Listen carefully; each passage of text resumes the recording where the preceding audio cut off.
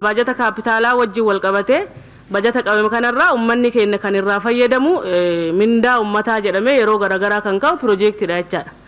Tokkoffaa xiyyeeffannaa sirriitti kennamuu qaba jedhee akka miseensa caffee tokkotti kan kaasu bajanni kaapitaalaa kun hojiirra kan ittiin oolu karoora piroojeektii seektaraaleen qabatanii dhiyeessan wajjin wal qabatee keessumaa facaatiin godinaalee fi akkaataa barbaachisummaa rakkoo isaatiin ani sirriitti yoo laallame gaariidha waan jedhu san kaasuu barbaada jechaadha. Ganamas dhiyaatee jira.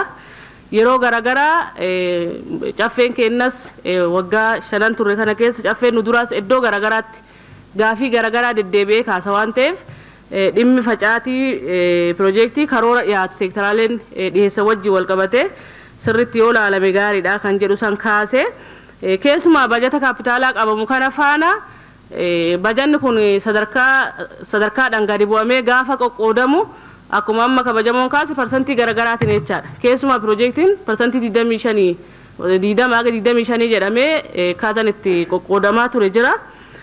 Bajanni sun akkasitti qoqqoodamee ol deebi'ee sadarkaa naannootti mirkanaa'ee kan gaddeebu jechaadha. Ani keessumaa biiroon mallaqaa hojiirra oolmaan isaa sirriitti osoo hordofamee waan jedhu kana kaasa. Fakkeenyumaaf bara 2018 kana yoo fudhanne gabaasuma ganama dhiyaatarra turerra galiin kenna caalmaadhaan jechaadha kan gale. Garuu ammoo iddoo tokko tokkotti yoo laallu bajanni sun karaan dura rakkoo garagaraa piroojeektii keenya xumursiisuudhaaf rakkoo kaashii jechaa turre galiin sassaabameera. Piroojeektiin uummataa karoorfame yoo laallu sababa garagaraatiin rakkoo keessa iddoon itti galu kan mul'atu jechaadha. Kanaaf rakkoon adda addaa rakkoon nageenyaa baasiin hin karoorfamin dhufuu danda'u. Isaafis bajata dabalataa immoo labsaati kan jiru jechaadha. Kanaaf dhimmoonni kun wal bira qabamee raawwiin isaa hordofamuu qaba. Parsantiin bajata waliigalaa kana keessa kaapitaalaaf ummata kanaaf kan qabame kun akkaataa karoora yookaan ammoo akkaataa qajeelfamaatiin hojiirra ooluun isaa sirriitti hordofamuu qaba waan jedhu san akka yaadatti kaasa.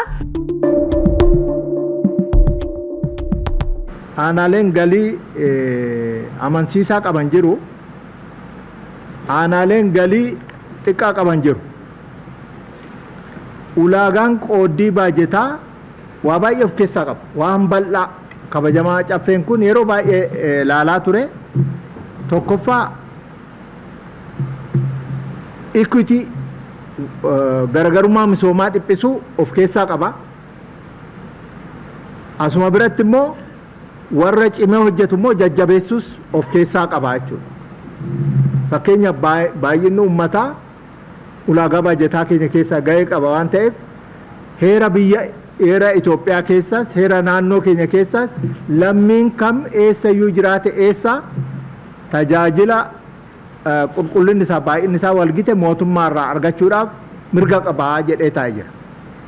Qooddiin baajetaas isa yaada keessa kan galche ta'uusaa ibsuudhaaf facaatiin piroojeektii hagama haqa qabeessaa Oromiyaan adaduma riisoorsiin kee guddataa deemu